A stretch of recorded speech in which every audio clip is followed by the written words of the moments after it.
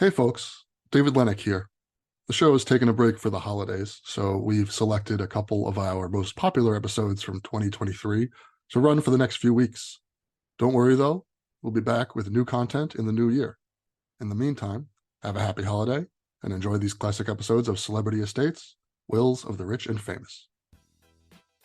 Welcome to the Celebrity Estates Wills of the Rich and Famous podcast. In this podcast, we break down high-profile celebrity estate planning cases for advisors and their clients. Most celebrity estate catastrophes are based on the same issues that everyday people face, just with the volume turned up. Our goal is to identify and extract the individual estate planning issues that lie at the heart of each story. We then discuss what advisors should expect and how to avoid common pitfalls. Hosted by WealthManagement.com Senior Editor David Lenok. Hello everyone, and welcome to the latest episode of Celebrity Estates, Wills of the Rich and Famous. My name is David Lenok. I'm a Senior Editor at WealthManagement.com and a licensed attorney, and I'll be your host. For anyone new to the podcast, in each installment, myself and a guest take on a different celebrity estate and attempt to extract some key lessons that planners can apply to their more traditional clients. The idea being that celebrity estate planning catastrophes, although often ridiculous in their details, generally have at their cores very basic issues that can just as easily apply to non-famous or fabulously wealthy clients. We're once again joined today by Kelley Wolfington. Kelley is a senior wealth strategist at SEI Private Wealth Management, and she provides holistic advice in the areas of trust and estate planning, wealth transfer, philanthropy, succession planning, tax planning, and family communication strategies for ultra high net worth and high net worth individuals and families. Her responsibilities include collaborating with internal and external colleagues and partners to craft and deliver such advice, as well as develop strategies, techniques, tools, and materials related to these advisory areas. She helps facilitate a perpetual process to improve her clients' conditions by working with them to navigate goals, values, and visions for themselves, their families, and their communities. Thanks so much for joining us again, Kelley. Thank you for having me again, David. I look forward to this discussion. The last time we had Kelley on, I was just joking about this with her off mic, but we talked about Vince McMahon of the WWE, and about 2 seconds after that recording wrapped, all of the unsavory sexual allegations levied against him came out. So let's just hope that this episode's subject doesn't suffer the similar fate, and we're not dealing with some sort of Wofington celebrity estate planning curse going on here. Fingers crossed, David. So that subject is model actress Julia Fox. Now, don't go rushing to Google. Julia Fox is still very much alive and well. However, the Uncut Gem star recently went viral for posting a tour of her apartment for her 1.6 million TikTok followers. However, far from the expected display of over-the-top opulence that we've been conditioned to expect from that sort of thing, Fox lives in a modest 2-bedroom apartment that she characterizes as very underwhelming. That's a direct quote. In the video, she says, "I know I'm going to get roasted or whatever, but hopefully someone can watch this and think, okay, maybe I'm not doing so bad." And she goes on to explain that she's uncomfortable with excessive displays of wealth. Now, someone that grew up with shows like MTV Cribs and the whole Bravo and People magazine milieu in general, I, like many, have been largely conditioned to associate an appropriately showing living situation as basically table stakes amongst the ultra high net worth. And even amongst the merely wealthy, a great deal of most families' wealth is tied up in their homes. But this trend is changing among the younger generations, with high net worth millennials like Julia Fox increasingly shying away from spending their money on luxury homes. Kelley, what are some of the reasons for this growing trend? And perhaps more importantly, what are the planning connotations for advisors to these clients? Great questions, David. So when I saw Julia Fox's video and then read some of the articles afterwards, I thought it was really interesting because it is something that we are seeing.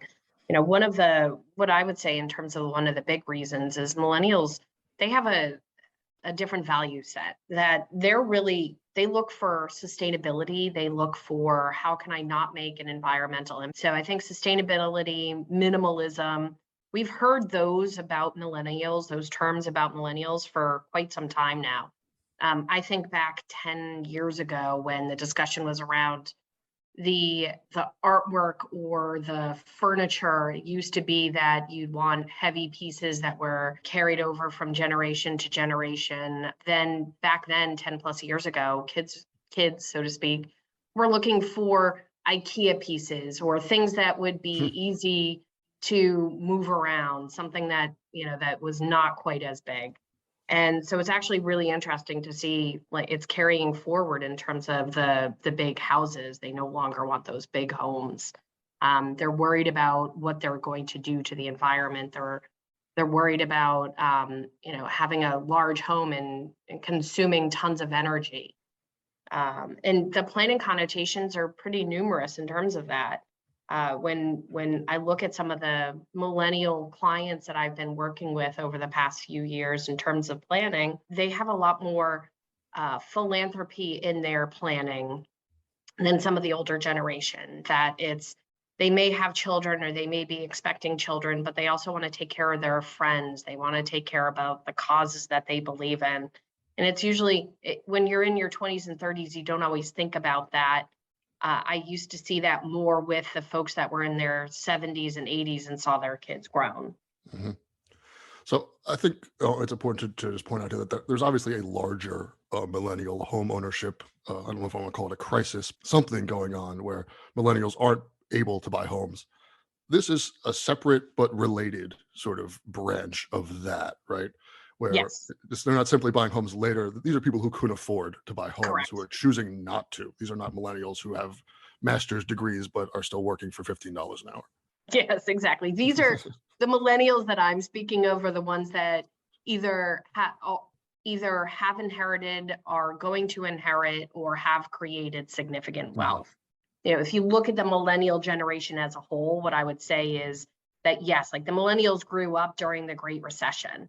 So and they have a lot of student debt. They have a lot of worries on their, as a whole, the broad generation does. But the millennials of the uber wealthy, so to speak, it's a little bit different. It's as a whole, I think that millennials they value experience over material goods.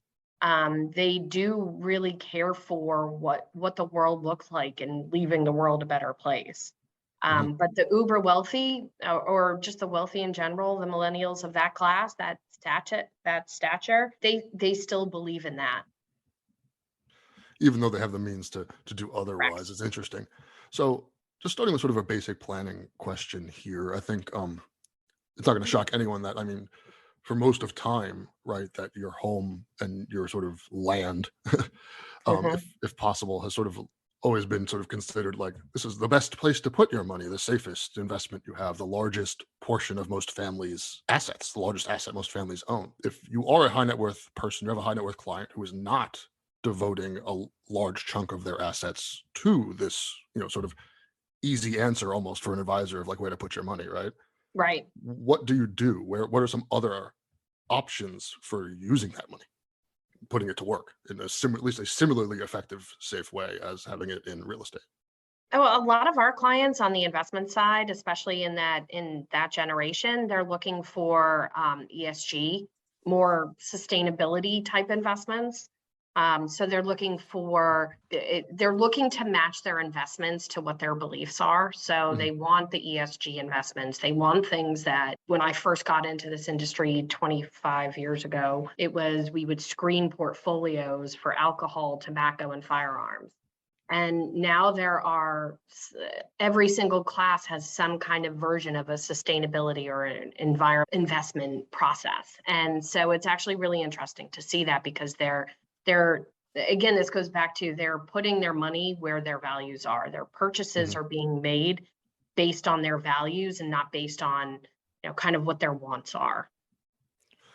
Yeah, and I think ESG is obviously just like the buzzword, right? It's based, Yes. amongst advisors, but it's one of those buzzwords where it can kind of mean anything in a weird way. I've noticed where you'll find ESG lists where like I think most people like when people think of like the woke mob and that sort of stuff, they're really thinking of like the E and the S. But a Yes. lot of terms in terms of successful investments and things that are gonna sort of actually do well for you, it's the G that is sort of the capital letter involved in there. And ESG can sort of, in many ways, be molded to what your client wants it to mean. I've seen ESG lists of the best oil companies, which Yes. is like almost made my head explode, right? But it makes sense when you think of it's capital G, small es. Well, and also, I think if oil companies are a great example where there are some oil companies that will advocate that they're trying to find more Mhm. sustainable energy sources. But the governance is a really big piece. We're also in a time where, and the millennials grew up in this time where they're more inclusive, they're more diverse, and they want to forward that progress. And so they are really doing a good job and holding all of our feet to the fire when it comes to that. And on the governance side, it is important. I work with a number of clients that really believe that their team needs to have diversity, that want to make sure that there's diversity within SEI, that wants to make sure that the people that are making decisions on behalf of the company that affects them does reflect the diversity and the inclusion that is necessary for that forward progress. Yeah, and ultimately, we've come a very long way, I guess, since Yes. that sort of sin screening that you mentioned earlier. This idea of just like no tobacco companies. I mean, people still do that. That's still completely reasonable, but there's Definitely. more. Like we mentioned with the oil companies, like as long as if you accept that is a necessary evil in this world that's going to exist regardless, then you can pick the lesser of the evils, right? The one that's always trying to do the good, and feel okay about that decision, depending on what your values necessarily are. Yeah, and to your point, in terms of the governance, like what does their board look like? What does their senior leadership look like? Do they have underrepresented minorities on their board, or is it 90% 60-year-old white men? So that's part of the whole governance piece, is making sure that that diversity is part of the company's ethos. So I think one of the more negative stereotypes about sort of millennials is that they care for causes, but it's there's sort of a level of dilettantism where Yes.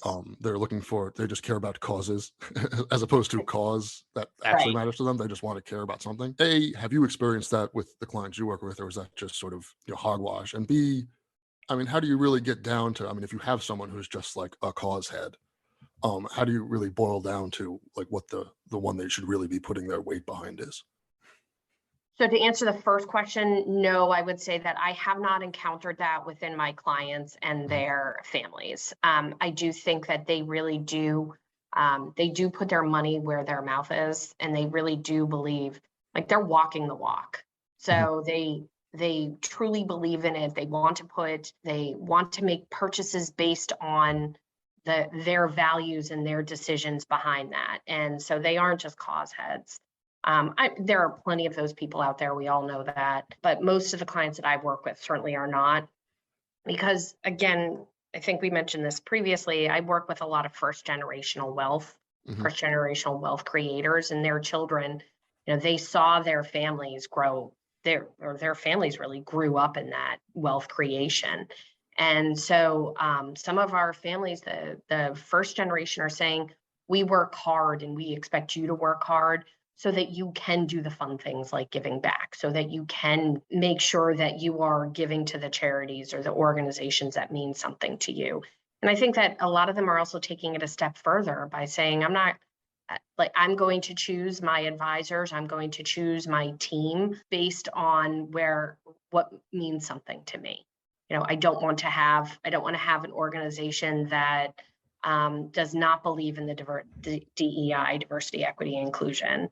I want to make sure that my team represents something that looks like me, or something that looks like the world that I want to create. So it's actually been really interesting to kind of see that genesis of clients over the past 2+ decades.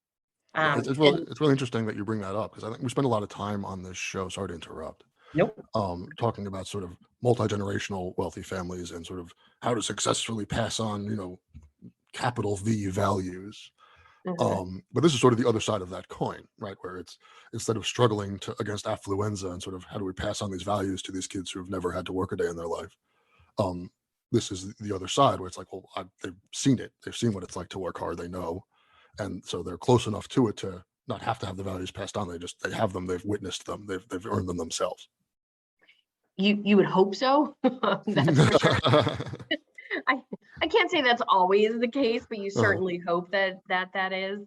But it's what we have seen, or what I have seen in my practice, is really that it's the communication that helps pass those values on.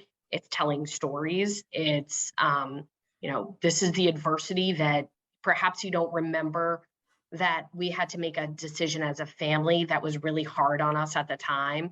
This is why we made it, and this is what has come from it. And that's where you can really pass on those values. Yeah. That's where you're able to make children more comfortable with the wealth. So this is a bit of an odd question, maybe, because this is a larger trend than this. And since but where does the pandemic factor into all of this? I know the housing market went a little insane, and we're still sort of seeing it sort of flop all over the place, and just the trauma of the pandemic in general. I mean, what role has that played in changing or accelerating or decelerating? What have you seen that you feel like that's done to this trend? Well, one of the things that I would say the millennials have done a really good job at as a whole since they entered the workforce. I am, straight in Gen X. We are the lost generation. We're the forgotten generation. But I look at what the millennials have done since I've entered the workforce and since they've gotten in as well. They want work-life balance. So the pandemic has probably accelerated that. Yeah. And I'd say that they did a great job advocating for it before. And because of the pandemic and because of their advocating, it's here to stay. The work-life balance is really important for people, and employers are recognizing that. Yeah. It's all about that freedom, right? I mean, Yes. maintaining, caring about things beyond your immediate surroundings, whether that's, things other countries, travel, maintaining a small footprint so that you can Yes. actually do those things reasonably without having to worry about the massive undertaking you've left at home. Right. And also when you get back to you also asked about real estate.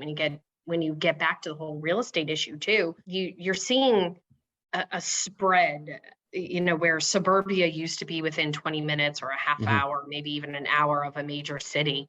And because of that flexibility, because of the work-life balance that has been advocated for, and really you're seeing people they might work for a company that's based in New York and they live 5 hours away, 6 hours away, or it's more comfortable for them to find a place with more land that is a further commute. Like, it's not as much of a concern for them because they know either they can work remotely or they do work remotely.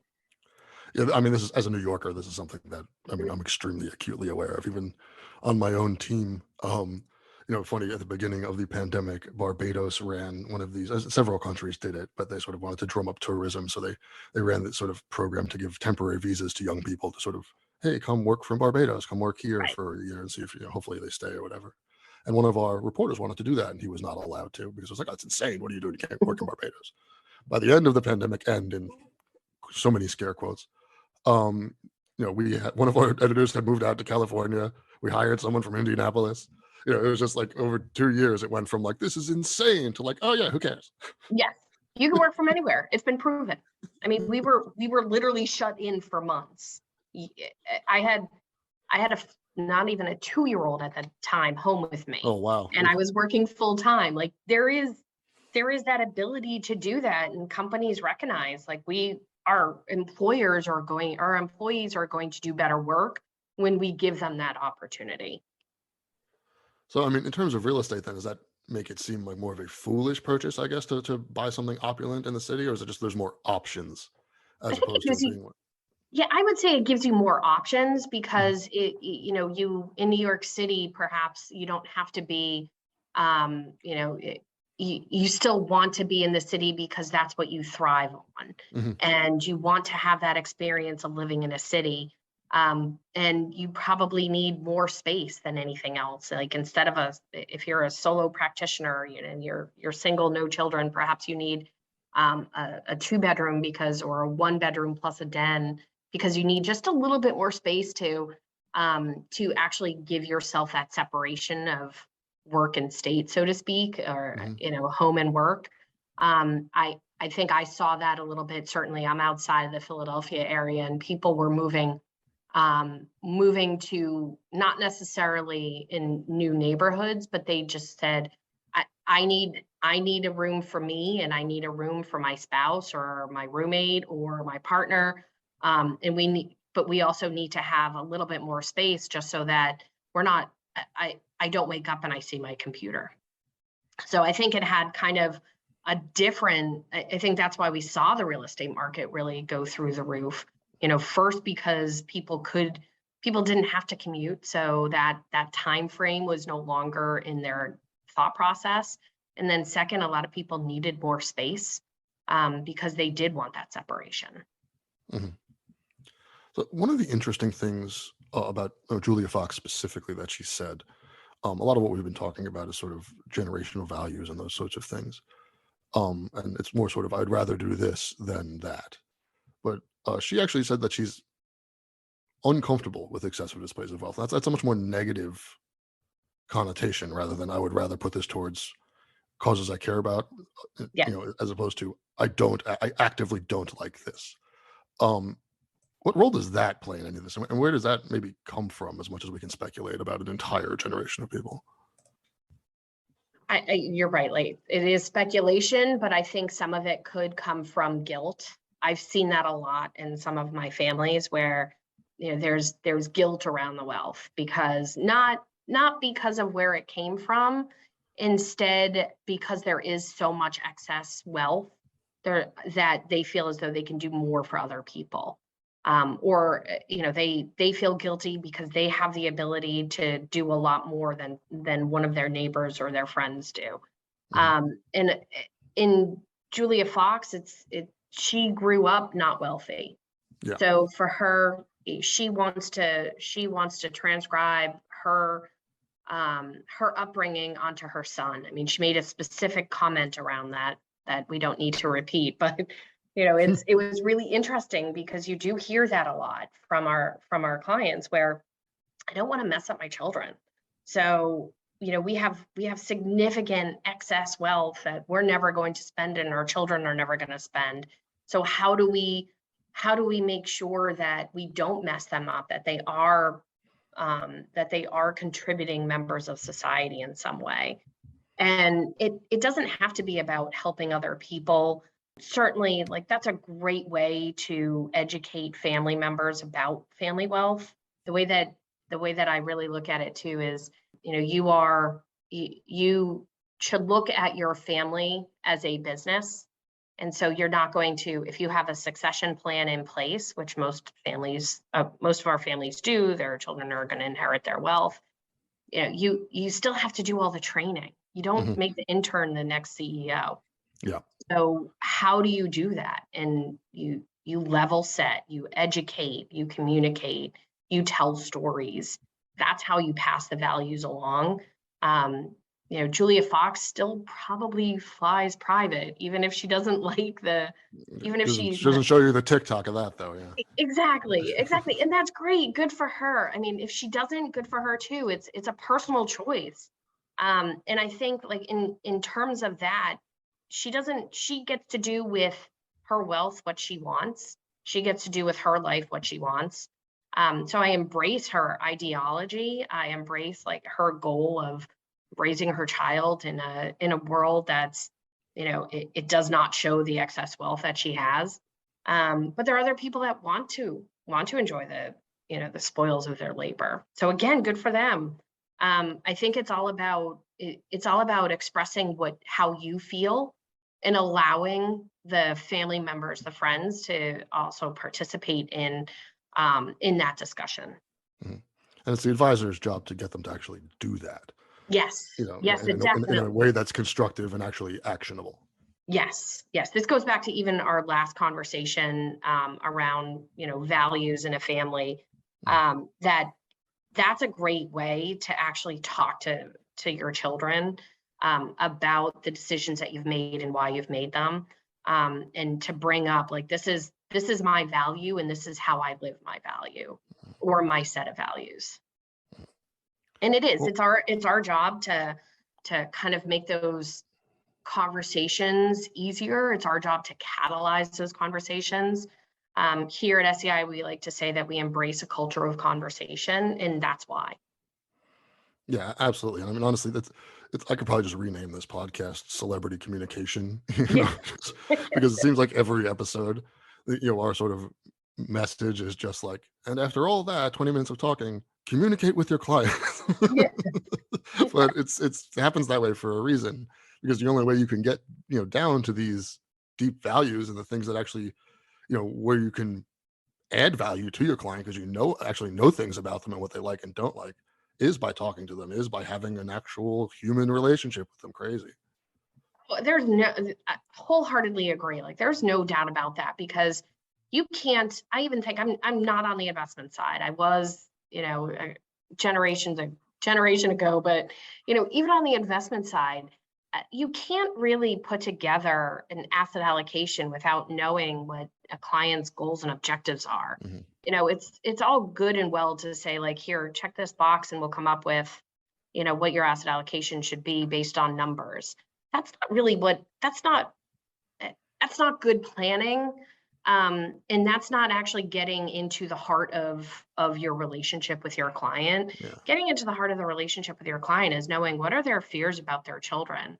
What are your fears about your grandchildren? What are your fears about, what this wealth looks like? And it is based on conversations. It is based on communication. And it's our job to help through that and make it so it's not as emotional. Yeah, absolutely. And it's important to point out that that's not a new thing. What you just No. said, that was never good planning, even No. when it used to be, the predominant thing before, the march of the machines showed up and Yes. made people start thinking about the human aspect of things and forced people to actually do good planning. But it's, just because they're forced to actually engage with it now doesn't mean that was at some point considered good planning. This was No. always Mhm. the better way to do it. Yes, wholeheartedly agree. Yeah, right. It was, to your point, like, no, that was never a good idea. It was the easiest way to quantify the discussions that you're having with your clients, Yes. and show that you were doing what was in their best interest. And but no, it is, the more that you know your clients, the more that they feel comfortable talking to you about all of those things that we discussed, like that, those fears, the anxiety, the more good work that we can do as advisors. Well, that's about all the time we have. I'd like to thank Kelley Wolfington for once again being an awesome guest and really taking us through some difficult topics, I think, to really quantify. Some of this stuff is hard to wrestle with because it can be so mushy depending on the clients. So thanks so much for coming on, Kelley. David, thank you so much for having me on again. Certainly enjoyed the conversation. And for all our listeners, I'll see you, or I guess you'll hear me, on the next episode of Celebrity Estates, Wills of the Rich and Famous. Thank you for listening to the Celebrity Estates Wills of the Rich and Famous podcast. Click the subscribe button below to become notified when new episodes become available. The information covered and posted represents the views and opinions of the guest and does not necessarily represent the views or opinions of Informa WealthManagement.com. The content has been made available for informational and educational purposes only. The content is not intended to be a substitute for professional investing advice. Always seek the advice of your financial advisor or other qualified financial service provider with any questions you may have regarding your investment planning.